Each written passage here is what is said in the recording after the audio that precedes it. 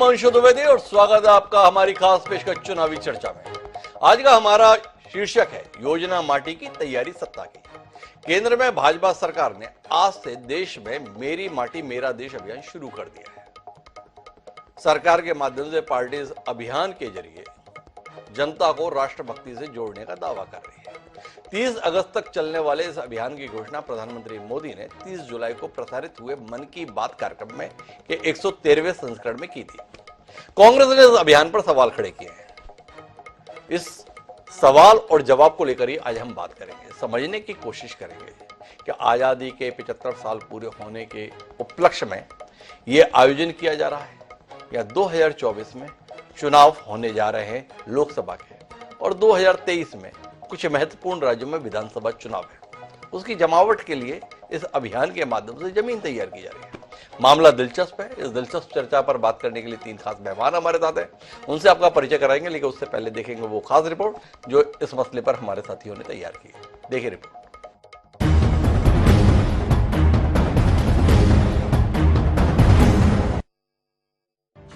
2024 के लोकसभा चुनाव और इसी साल 5 राज्यों में होने जा रहे विधानसभा चुनाव से पहले बीजेपी सरकार ने मेरी माटी मेरा देश अभियान शुरू किया है। अभियान 9 अगस्त से शुरू होकर 30 अगस्त तक चलेगा। प्रधानमंत्री नरेंद्र मोदी ने 30 जुलाई को मन की बात में अभियान की घोषणा की थी, जिसके तहत वीरों को याद करने के लिए देश भर में कार्यक्रम होंगे। 9 अगस्त से शुरू हुआ मेरी माटी मेरा देश अभियान। ब्लॉक, नगर पालिका, निगम और राज्य स्तर पर होंगे कार्यक्रम। 30 अगस्त को कर्तव्य पथ नई दिल्ली में होगा समापन। अभियान का उद्देश्य स्वतंत्रता सेनानियों और वीरों का सम्मान। अमर शहीदों की याद में देश भर में होंगे कई कार्यक्रम। शहीदों की याद में लाखों ग्राम पंचायतों में लगाए जाएंगे शिलालेख। देश भर में निकाली जाएगी अमृत कलश यात्रा। यात्रा देश भर से 7500 कलशों में मिट्टी लेकर दिल्ली पहुंचेगी। यात्रा अपने साथ देश के विभिन्न हिस्सों से पौधे भी लेकर आएगी। मिट्टी और पौधों से राष्ट्रीय युद्ध स्मारक के पास बनेगी अमृत वाटिका। एक भारत श्रेष्ठ भारत का भव्य प्रतीक बनेगी वाटिका। इसके पीछे सरकार का मकसद जनता को राष्ट्रभक्ति से जोड़ना है। इसका फायदा बीजेपी को चुनाव में मिल सकता है। कांग्रेस मेरी माटी मेरा देश अभियान पर सवाल खड़े कर रही है। देखिए, भारतीय जनता युवा मोर्चा निरंतर भारतीय जनता पार्टी के काम करते आता है। ये नया कार्यक्रम भारतीय जनता युवा मोर्चा ने लिया है। इस कार्यक्रम की शुरुआत भारतीय जनता युवा मोर्चा ने कर दी है, जिसकी शुरुआत करने युवा मोर्चा के राष्ट्रीय अध्यक्ष सूर्या जी खुद स्वयं आए थे, तेजस्वी सूर्या जी, और भारतीय जनता पार्टी उसमें समाहित होकर युवा मोर्चा का समर्थन करेगी। देखिए, भारतीय जनता पार्टी को सारी यात्राएं छोड़ देना चाहिए। केवल मध्य प्रदेश की जनता से माफी मांगने के लिए उनको माफी यात्रा निकालना चाहिए। 20 वर्ष बहुत लंबा अरसा होता है। मध्य प्रदेश की बराबरी कर्नाटक और पंजाब से हो सकती थी, लेकिन दुर्भाग्य है कि आज मध्य प्रदेश की तुलना बिहार और झारखंड से हो रही है। मैं समझता हूं ऐसे नाकाम मुख्यमंत्री को, नाकारा मुख्यमंत्री को, घोटालेबाज मुख्यमंत्री को और भ्रष्ट इस सरकार को तुरंत हट जाना चाहिए। वीरों को श्रद्धांजलि के रूप में शिलाफलकम स्थापित करना, मिट्टी को नमन और वीरों का वंदन मेरी माटी मेरा देश अभियान के मुख्य उद्देश्य हैं। जनता इसमें कितनी भागीदारी करेगी और चुनाव लड़ाई में इसका कितना लाभ बीजेपी को मिलेगा, ये देखने वाली बात होगी। भोपाल से मनीष त्रिपाठी की रिपोर्ट। तो कुल मिलाकर वीरों को याद करेंगे, पूरे देश भर से यात्रा निकालेंगे, 30 अगस्त को समापन करेंगे, 7500 कलश आएंगे। क्या है इसके मायने, समझने की कोशिश करते हैं। समझाने के लिए हमारे साथ अजय विश्नोई जी हैं, भारतीय जनता पार्टी का मध्य प्रदेश की राजनीति में बड़ा चेहरा रहे हैं, अभी भी मैदान में है, वो हमारे साथ है। हमारे साथ चौधरी राकेश सिंह जी हैं, कांग्रेस पार्टी की गंभीर आवाज है। समझेंगे उनसे सियासी मायनों को और इनके बीच अपनी तटस्थ राय देने के लिए इंदौर से वरिष्ठ पत्रकार अरविंद तिवारी जी भी हमारे साथ है। आप सभी का स्वागत है और शुरुआत अजय विश्नोई जी से करते हैं। क्या है अजय विश्नोई जी, चुनाव का वक्त है, चुनाव के संदर्भ में राजनीतिक यात्राएं निकालें, समझ आता है। जिस युवा मोर्चा के कभी आप प्रदेश अध्यक्ष रहे हैं, वो अब वीरों की याद के बहाने सियासी जमावट कर रही है। बात थोड़ा अचंभित कर रही है। जिस संगठन का कभी आपने नेतृत्व किया, उस संगठन को सियासी लाभ के लिए इस रास्ते पर आने की नौबत आ गई, या कुछ और दृष्टि है आपके अनुसार? थोड़ा समझाइए ना अजय जी। जिसको मुझको गर्व है कि हमारी यात्रा की शुरुआत भारतीय जनता युवा मोर्चा से हुई, या हम यूं कह लें कि हमारी पार्टी की हमारी शुरुआत जनता युवा मोर्चे से हुई जी। क्योंकि जिस समय 1977 में हम लोग बाहर निकल के आए थे, तब पहली बार जनता युवा मोर्चा बना था। फिर बाद में वो हमारे समाजवादी मित्रों के कारण वो टूट के युवा जनता और जनता युवा मोर्चा में बदल गया। फिर जब हमारी पार्टी की भारतीय जनता पार्टी की स्थापना हुई तब फिर हम जनता युवा मोर्चे के साथ में भारतीय जनता युवा मोर्चा जोड़ लिया।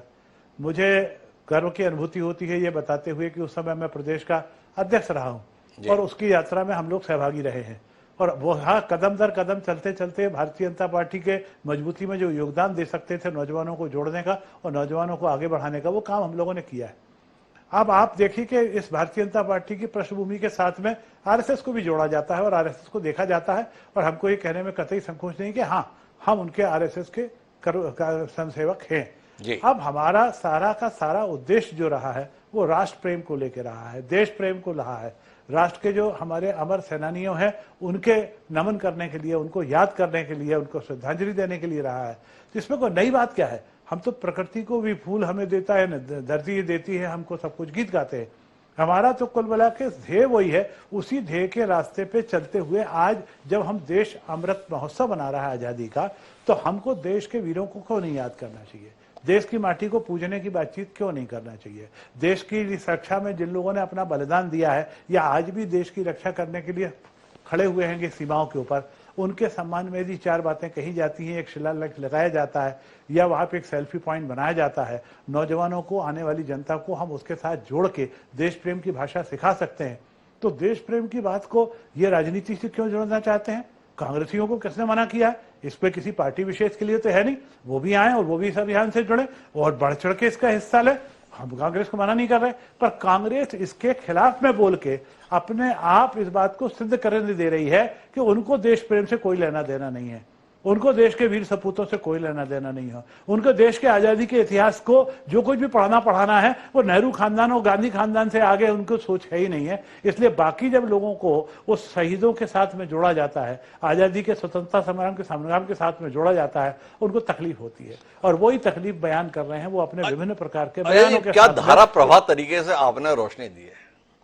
पर थोड़ा सवाल है मेरे बीच में, ये काट के हांडी को बार बार क्यों चढ़ाना चाहते हैं भाई? आप प्लेटिनम जुबली के समय पे, अमृत काल के समय पे स्वर्ण जयंती की रथ यात्रा की याद दिला रहे हैं मुझे। याद है ना, आडवाणी जी की एक रथ यात्रा हुई थी सोमनाथ से लेकर अयोध्या की, कमाल की सफलता उसने आपको दिलाई। तब से आपको लगा कि रथ यात्रा से ही सफलता मिल सकती है। तो उसके बाद में स्वर्ण जयंती रथ यात्रा हुई थी, पर उसके संदर्भ में सफलता के आंकड़े वैसे नहीं रहे जैसे आंकड़े सोमनाथ से अयोध्या की रथ यात्रा के थे। फिर से आप उसी नुस्खे को आजमा रहे हैं, ऐसा महसूस हो रहा है। क्या हुआ, बाकी कुछ काम वाम ऐसा नहीं हो पाया क्या, जो ऐसी यात्रा के माध्यम से सोच रहे हैं कि 2023 के आखिर में वो 2024 की शुरुआत में मामला बना लेंगे? ऐसा नहीं है क्या अजय जी? क्या लगता है वो?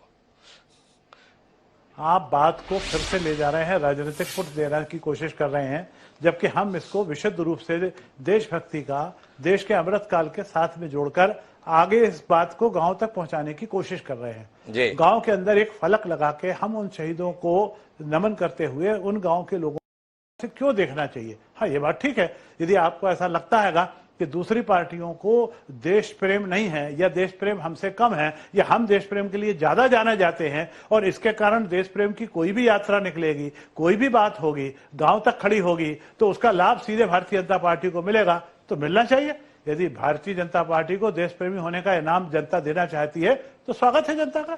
तो जनता का स्वागत है। देश प्रेम के चलते अगर लोग हमारी तरफ आ रहे हैं तो उसमें बेचैनी क्या है? और पार्टियों को किसने रोका है?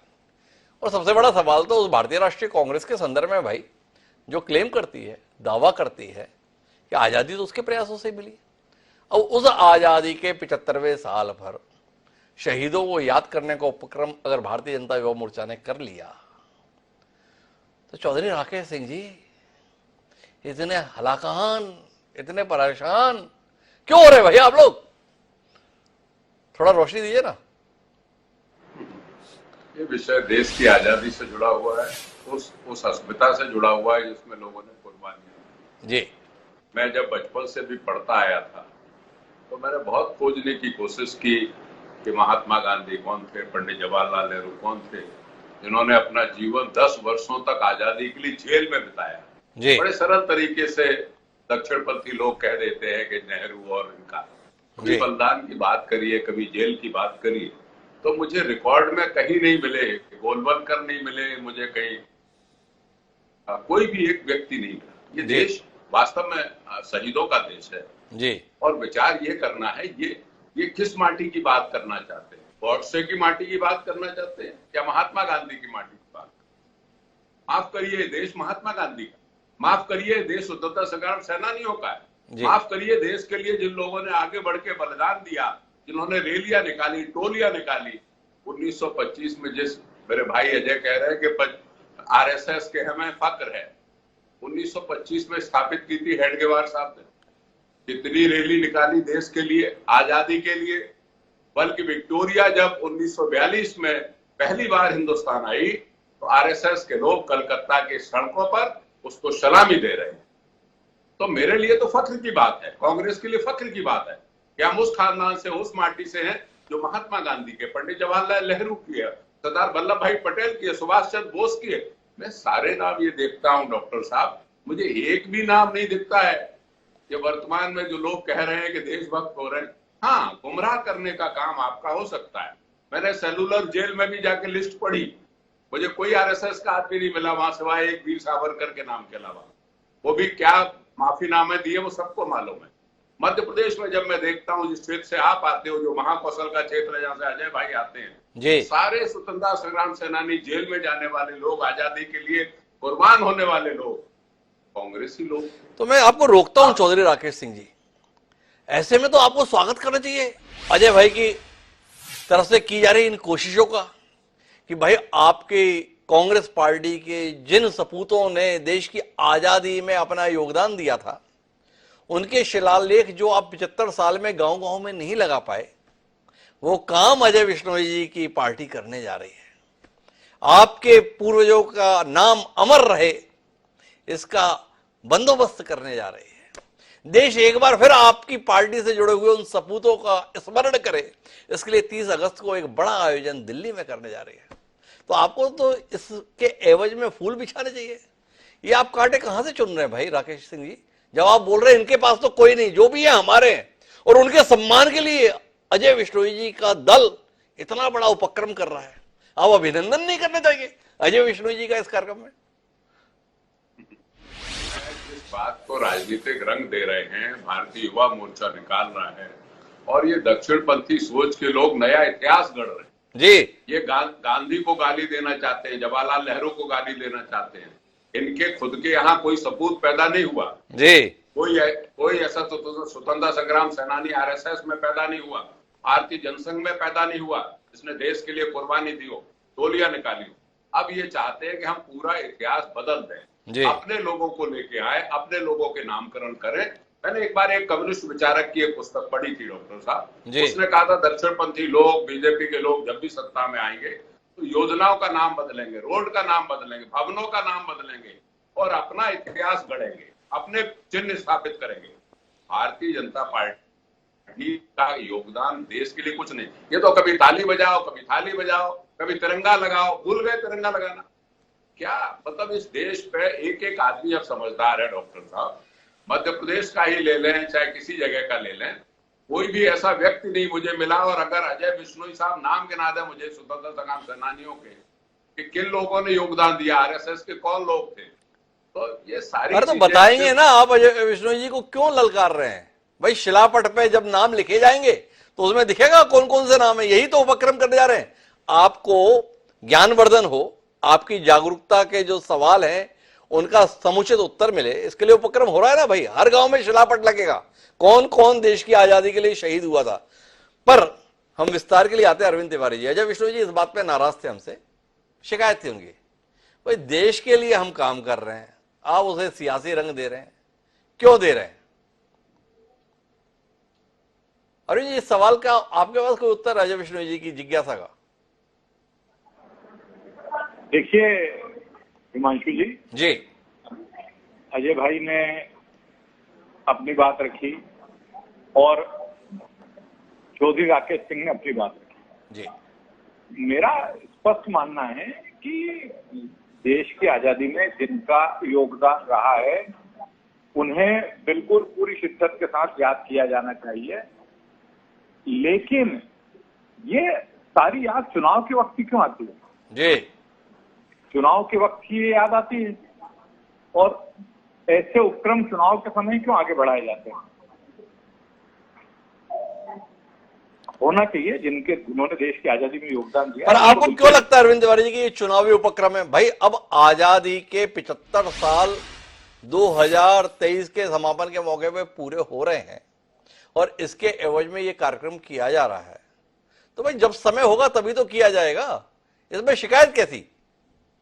नहीं, शिकायत का मुद्दा ही नहीं। मैं तो आपसे कह रहा हूँ कि जितना देश की आजादी में योगदान रहा है उनको याद किया जाना चाहिए जी, लेकिन हर बार ऐसे वक्त पर जबकि देश के लोकतंत्र से जुड़े मुद्दे पर हम किसी महत्वपूर्ण मुकाम की ओर जा रहे हो जी, उस दौर में क्यों होता है? ये हम आजादी का अमृत काल मना रहे हैं, लगातार हम सारे आयोजन हो रहे हैं, लेकिन ये आयोजन जो है जिस स्वरूप में अभी हो रहा है, जिस दौर में हो रहा है, तो कहीं ना कहीं इससे राजनीति मतलब ये स्वतः ही एक तो वो खड़ा हो रहा है। तो अरविंद जी आप एक बात का और उत्तर दें तो मैं फिर वापस अजय विष्णु जी के पास चलूं। क्या आपको लगता है कि इससे भाजपा को लाभ हो जाएगा? क्या ये कोशिश जनता के मन में भारतीय जनता पार्टी के लिए वातावरण बनाने में मददगार रहेगी? और इसके साथ में एक पूरक सवाल है कि क्या ऐसी कोशिश भाजपा के संदर्भ में सफल होती है? अन्य राजनीतिक दलों को रोक रखा है क्या कि आप आजादी का अमृतकाल नहीं मना सकते, आप आजादी का अमृतकाल में कोई आयोजन नहीं कर सकते? भारतीय राष्ट्रीय कांग्रेस जो ये बताती है कि आजादी तो हमारे प्रयासों से मिली, चौधरी राकेश सिंह जी साहब ने सुना, हमारे पे तो लोग थे जिन्होंने आजादी के लिए संघर्ष किया। तो भाई 75 साल पूरे होने पर भारतीय राष्ट्रीय कांग्रेस ने अपने उन पुरखों को याद करने के लिए कौन से कार्यक्रम किए? आपको कुछ याद हो तो थोड़ा आप दृष्टि दीजिए ना अरविंद जी, आपको याद आ रहा है क्या? मैं आपकी बात से सहमत हूँ कि कांग्रेस ने क्या किया। अगर हम इस मुद्दे पर बात करें तो कोई इस सवाल, आपका जो सवाल है इससे कोई ठोस जवाब निकलकर सामने नहीं आता। और दूसरा आपका जो पहला सवाल था कि इस यात्रा का क्या भारतीय जनता पार्टी को राजनीतिक लाभ मिलेगा, तो ये तो वक्त बताएगा। लेकिन इस यात्रा के माध्यम से भारतीय जनता पार्टी एक माहौल तो खड़ा करने की कोशिश कर रही है ऐसे समय में जब 3 बड़े राज्य चुनाव के दौर में हैं और एक राज्य में तत्काल बाद उसके चुनाव होना है 3 राज्यों के बाद। तो मुझे लगता है कि कहीं ना कहीं इसका फायदा लेने की कोशिश, तो राजनीतिक लाभ लेने की कोशिश तो पूरी होगी। अब ये दीगर बात है कि इसका फायदा कितना मिलता है, ये तो समय बताएगा। ये तो समय बताएगा। पर मैं अजय विष्णु जी वापस आपके पास लौट कर आता हूं। आप आजादी में योगदान देने वाले सपूतों को याद करना चाहते हैं, देश को स्मरण कराना चाहते हैं, पर जिन्होंने योगदान दिया उनको तो नकार देते हैं। पंडित जवाहरलाल नेहरू 10 साल कारावास काटे देश की आजादी के लिए, लड़ाई लड़ी, पर आप तो पिछले 10 साल से कोशिश उन्हें खलनायक के तौर पर प्रस्तुत करने की देश के सम्मुख कर रहे हैं। आपकी पार्टी के जुड़े हुए नेता जिन्हें आजादी का महानायक माना जाता है, महात्मा गांधी, उनके योगदान को लेकर सवाल खड़े किए रहते हैं। और चौधरी राकेश सिंह तो डर गए हैं। क्या आपके पास में कोई फहरिस्त तो है नहीं आजादी की लड़ाई में योगदान देने वालों की? पता नहीं कौन से नामों का अब शिलापट बनाकर आप गांव-गांव लगाने की तैयारी कर रहे हैं। भारतीय जनता पार्टी को किसी को नकारने की आवश्यकता नहीं है जी। जिन्होंने देश की आजादी में योगदान दिया है, जिनकी आप नेहरू गांधी की चर्चा कर रहे हैं, उनके नाम एक बार नहीं लाखों बार लिए जा चुके हैं, उनके नाम के लाखों चीजें बन चुकी हैं। तो उसमें हम आज की तारीख में उसको ना तो मिटा रहे हैं ना छोड़ रहे हैं, परंतु जिन लोगों को इन्होंने जीवन भर नकारा, कांग्रेसियों ने जिनको याद नहीं रखा, हम उनको आज की तारीख में याद करने की कोशिश कर रहे हैं। यदि गांव गांव में फलक लिख रहे हैं, उस फलक पे कोई नाम लिखा जा रहा है, तो वो नाम उन्हीं का लिखा जा रहा है जिन्होंने तो स्वतंत्रता संग्राम में भाग लिया था या बलिदान हुए थे। ऐसे बहुत से नाम है हमारे विधानसभा क्षेत्र के अंदर। एक कुंज बिहारी पांडे जी है, पांडे जी का परिवार है, उनके नाम वहां लिखे जा रहे हैं। ये चुनाव के वक्त पे जिस समय देश आजाद हो गया, ये कांग्रेसी थे, जीवन भर कांग्रेस का काम करते रहे, तो हम उनका नाम लिखने में अपने आप को फक्र महसूस कर रहे हैं। स्वतंत्रता संग्राम में भाग होने के बाद, स्वतंत्रता के बाद में वो कांग्रेस का काम करते रहे, हमें उसमें कोई आपत्ति नहीं है, क्योंकि उन्होंने स्वतंत्रता संग्राम में भाग लिया था।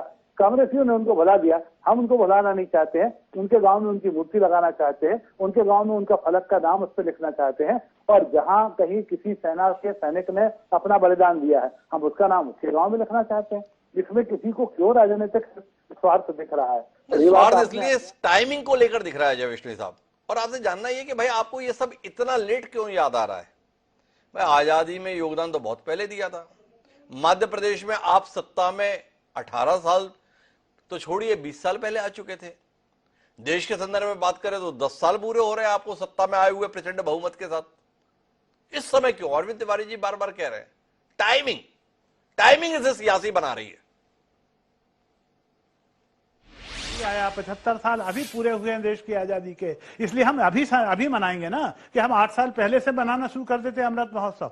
अमृत महोत्सव की कल्पना 1 साल पहले से हो गई, जैसे ही 75 साल पूरे हुए उसी कल्पना को अब समापन की ओर बढ़ाया जा रहा है। और जब समापन की ओर बढ़ा रहे हैं तो हर गांव के लोगों को उससे जोड़ने की कोशिश की जा रही है, हर गांव के माटी से उसको जोड़ने की कोशिश की जा रही है, हर गांव के शहीदों से उसको जोड़ने की कोशिश की जा रही है। इसमें किसी को क्यों ऐतराज होना चाहिए? ये बात बिल्कुल किसी के समझ में आने वाली बात नहीं है और विरोध करने वालों को इसका निश्चित रूप से नुकसान होगा। विरोध करने वालों को नुकसान होगा। तो चौधरी राकेश सिंह वापस आते हैं, खुद आप कुछ करते नहीं, दूसरे करते हैं तो उसके सियासी मायने ढूंढते हैं। कांग्रेस का काम इतना ही रह गया क्या भाई चौधरी साहब? नहीं डॉक्टर साहब, आप इतिहास उठा के देख लीजिए। कांग्रेसरिज्म में हम लोगों ने पुस्तकें लिखी, उनके पाठ पढ़ाए जाते थे, उनकी मूर्तियां लगती थी, उनके शहीद स्मारक बने हुए हैं, शहीद स्तंभ बने हुए हैं हर जिले में और उनके नाम लिखे हुए हैं। लेकिन चूंक वो कांग्रेस के थे इसलिए इनको ये दर्द हो रहा है कि साहब हम और नाम जोड़ना चाहते हैं। गांव गांव में बहुत बड़ा षड्यंत्र चल रहा है, एक इतिहास नया लिखा जा रहा है। देश के साथ दुर्भाग्यपूर्ण ये हो रहा है कि नया इतिहास लिखा जा रहा है, पुराने इतिहास को समेटा जा रहा है, मेटा जा रहा है। जबकि मूल रूप से आप इस पे बात करें कि भाई शहीद कौन हुए, किन लोगों ने देश के लिए आजादी के लिए हिस्सा लिया। इनकी तो जबान थक जाती है कांग्रेसियों को गाली देते देते। इनके यहाँ तो कोई सपूत पैदा नहीं हुआ, कोई स्वतंत्रता संग्राम सेनानी जनसंघ में आरएसएस में पैदा नहीं हुआ, तो ये कभी सरदार वल्लभ भाई पटेल को पूजने लगते हैं कांग्रेसी को, कभी हमारे सुभाष चंद्र बोस साहब को पूछने लगते हैं। इनको नेहरू को गाली देना है, इनको गांधी को गाली देना है। ये कहते हैं कि नहीं साहब, अब आप ये बताइए क्या हम उनको पूजने लगे जिन्होंने देश को बर्बादी की कगार पर ले गए? नहीं, आप किसी को ना पूछे चौधरी राकेश सिंह, केवल इतनी जिज्ञासा का समाधान कर दें कि 15 अगस्त 1947 को देश आजाद हुआ था। इसके 75 वर्ष पूरे हुए 15 अगस्त 2022 को। साल भर उसके सिलसिले में आयोजन हो रहा है। इतना बड़ा दल, इतना पुराना दल, थोड़ा रोशनी देंगे कि आपने अपने ही पूर्वजों की योगदान को देशवासियों के मन में बनाए रखने की दृष्टि से पिछले 1 साल में क्या किया, या इस बात पे विलाप करेंगे हाय ये क्या कर रहा है, हाय ये क्या कर रहा है, हाय ये क्या कर रहा है? विलाप की कोई बात नहीं। कांग्रेस ने आजादी के 50 वर्ष मनाए और बड़े उल्लास के साथ मनाए 50 वर्ष आजादी के, और जगह जगह कार्यक्रम हुए। हमने 75 का पूछा हो चौधरी राकेश सिंह, आप दावा कर रहे हो हमने 50 साल मनाए, तो पिछले 25 साल क्या करते रहे भाई? पिछले 25 साल की डॉक्टर साहब बात क्या कर रहे हैं? जब 75वां मनाया जा रहा है तब कांग्रेस कार्यक्रम कर रही है, कांग्रेस अपने कार्यालयों में कार्यक्रम कर रही है। कांग्रेस ने एक पूरा सर्कुलर जारी किया हुआ है कि हम आजादी के 75वें वर्ष में महोत्सव मनाएंगे, और वो कार्यक्रम चल रहे हैं कांग्रेस के। थोड़ा रोशनी दीजिए ना, अगर आपको कोई याद हो चौधरी राकेश सिंह जी।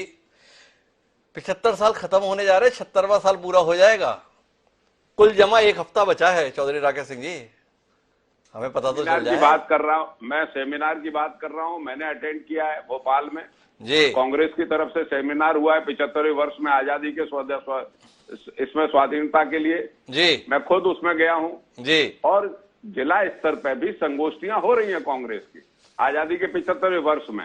अब मैं ये कहना चाहता हूं कि हम पूजें किसको? क्या गॉडसे को पूजने लगे? क्या गॉडसे की माटी को समझ ले देश गॉडसे की माटी का देश है? कदापि नहीं। ये देश महात्मा गांधी की माटी का देश है, सरदार वल्लभ भाई पटेल की माटी का देश है। ये उन लोगों का देश नहीं है जिन्होंने विक्टोरिया के सामने सलूट किया आरएसएस। ये उन लोगों का देश नहीं है जिन्होंने जनसंघ के नाम पे देश को लूटने का काम किया। अब क्या है, इतिहास के पन्नों को अगर पलटेंगे ना चौधरी राकेश सिंह जी, तो जिनको सैल्यूट करने की बात कर रहे हैं, तो आपकी पार्टी के जितने भी बड़े नेता रहे हैं उन सबके अंग्रेजी, जिनकी गुलामी में देश चल रहा था ना, उनके सम्मान में लिखे हुए पत्र दस्तावेजी स्वरूप में मिल जाएंगे, चाहे वो मोहनदास करमचंद गांधी के हों, चाहे पंडित जवाहरलाल नेहरू के हों, वो आपको दिखाई दे जाएगा। चाहेंगे तो वो दस्तावेजों पर भी कभी कार्यक्रम कर लेंगे। पर बहरहाल हम अंतिम बातचीत के लिए अरविंद तिवारी जी आपके पास आते हैं। कांग्रेस का विलाप जनता को भाएगा या भारतीय जनता युवा मोर्चा की कोशिश जनता को भाएगी? तर्क दिए हैं अजय बिश्नोई जी ने अपने और चौधरी राकेश सिंह ने अपने। क्या देख पा रहे हैं अरविंद जी? हिमांशु जी, कांग्रेस के पास तो चुप रहने के सिवाय अब कुछ है नहीं। समय निकल गया, कांग्रेस कुछ कर नहीं पाई जी, है ना। वो राकेश भाई खुद ही कह रहे हैं कि सेमिनार हो रहे हैं और एक सेमिनार में खुद गए थे, संगोष्ठियां हो रही, लेकिन ये बंद कमरे के आयोजन जो है कांग्रेस वहीं तक सीमित रहेगी। भारतीय जनता युवा मोर्चा का जो प्रयास है ये कहीं ना कहीं एक कनेक्टिविटी स्थापित करने का प्रयास है। जिस तरह से भारतीय जनता पार्टी की एक शैली है कि लोगों से उनकी कनेक्टिविटी निरंतर बनी रहे, उसी दिशा में एक प्रयास है। और जैसा मैंने आपसे कहा कि कनेक्टिविटी स्थापित करने के लिए यदि लोगों के बीच जाएंगे तो उसका निश्चित तौर पर उसको फायदा मिलेगा। ये तो देखिए, कोई भी राजनीतिक पार्टी कोई आयोजन करती है तो उसका अल्टीमेट मकसद तो यही रहता ना कि उससे राजनीतिक फायदा मिले, और इस दिशा में वो काम कर रहे हैं। कांग्रेस तो बड़े महत्वपूर्ण टिप्पणी अरविंद तिवारी जी ने दी है। भारतीय जनता युवा मोर्चा के इस अभियान से सीधे जनता से कनेक्ट होने का अवसर भाजपा को मिल रहा है, और जब वह सीधे जनता से कनेक्ट होगी तो तय है कि उसे उसका सियासी लाभ भी होगा। कांग्रेस के संदर्भ में तो शिकायत ही है कि वह आम जनता से धीरे धीरे कटती सी गई है। और आजादी के अमृत महोत्सव के मौके पर भी बंद कमरों के आयोजन से अगर कांग्रेस देश को संदेश दे ले रही है तो देखें आने वाला समय चुनाव में उस संदेश को किस रूप में व्यक्त करता है। पर भाजपा की वर्तमान कोशिश को भले ही सियासी नजरिए से देखा जाए, पर यह तय है कि इस आयोजन के माध्यम से भारतीय जनता युवा मोर्चा भाजपा की जड़ों में पानी डालने के में सफल होता दिख रहा है। देखें, इसके अंतिम परिणाम तो चुनाव के समय दिखेंगे, पर इतना तय है कि भाजपा ने तुर्क का पत्ता चल फैसला बनने के लिए अब समय है मुझे इजाजत लेने का, तो मुझे दीजिए इजाजत। कल फिर मिलेंगे नए विषय के साथ, तब तक के लिए सादा।